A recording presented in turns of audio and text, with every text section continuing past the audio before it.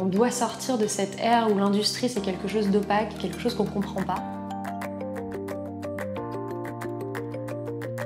Ma première boîte était un réseau social pour les futurs parents et les jeunes parents. Et en fait, j'ai appris que les parents étaient extrêmement angoissés par les produits qu'ils utilisaient pour leurs enfants. Il y a quelque chose qui m'a profondément marqué quand j'ai commencé à discuter avec Carole, c'est qu'elle m'a dit que la couche était un des seuls produits existants en France et en Europe dans lequel il n'y avait aucune obligation, ne serait-ce que d'indiquer la composition et même le lieu de fabrication.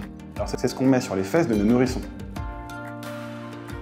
Il y a des acteurs historiques qui ont plus de 50% du marché à travers le monde et je me suis rendu compte que c'était une industrie qui était très traditionnelle. On a très peu d'informations sur les produits, sur les compositions. Un marché existe, mais ça ne doit pas nous faire peur pour essayer d'apporter plus de l'innovation, de la transparence. Il faut absolument y aller parce que ce qu'on va proposer, c'est indispensable. Révolutionner l'usage, réellement. Moi, je suis intimement persuadée que la transparence, c'est le bio de demain. Les gens auront besoin d'acheter des produits qu'ils comprennent. Et c'est ça qui est assez intéressant, c'est de voir comment on peut développer un produit qui est différent de ce qui existe sur le marché. On commence une course assez folle à travers l'Europe et la France pour déjà visiter plein d'usines, voir un petit peu comment ça se passe, apprendre tout un processus industriel qu'on ne connaît pas du tout.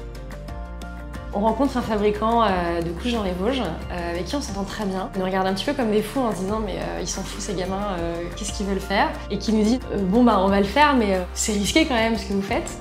On sort les toutes premières couches de l'usine fin juin. On se fait un road trip à 4 pour aller dans les Vosges, pour aller récupérer des cartons de couches. On profite du début des soldes pour aller se poser devant les Galeries Lafayette avec nos petits échantillons dans des petits paniers pour offrir des couches aux gens dans les rues de Paris.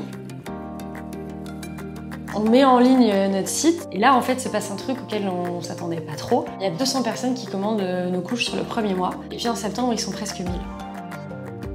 On voit que la croissance elle est extrêmement rapide parce qu'il y a un besoin en face. En soi, nous croître pour croître, ça ne nous intéresse pas. Et on se dit c'est canon, par contre on commence à être short en couches et on commence à être short en staff. Cet appétit qu'ont les parents pour nos produits, il faut la gérer d'un point de vue purement logistique et d'un point de vue purement production. C'est pas facile à suivre. Et donc on fait grossir l'équipe, on passe de 4 à 10. L'équipe a vocation à être vraiment la partie non visible, mais qui permet de vivre une expérience la plus pure et la plus saine possible. Notre jeune aujourd'hui, c'est une quinzaine de produits, du change à la dermocosmétique à l'agro-textile. Et le fil rouge de tout ça, c'est le Made in France et la transparence. Je crois beaucoup à l'économie positive. Je pense que c'est aussi pour ça que c'est très important pour moi de fabriquer mes produits en France et d'être dans des circuits très courts. On est la première marque de couches au monde à avoir publié les analyses toxicologiques sur notre site et à avoir une spécialiste expliquer ces résultats pour les rendre compréhensibles pour le grand public. L'ambition de June à terme, c'est de proposer des produits qui sont toujours d'une qualité extrêmement aboutie, avec des processus de transparence et d'éducation sur les produits qui sont très forts. Pour que les gens prennent conscience que ce qui n'est pas acceptable doit évoluer, et on est là pour ça, pour faire bouger les lignes.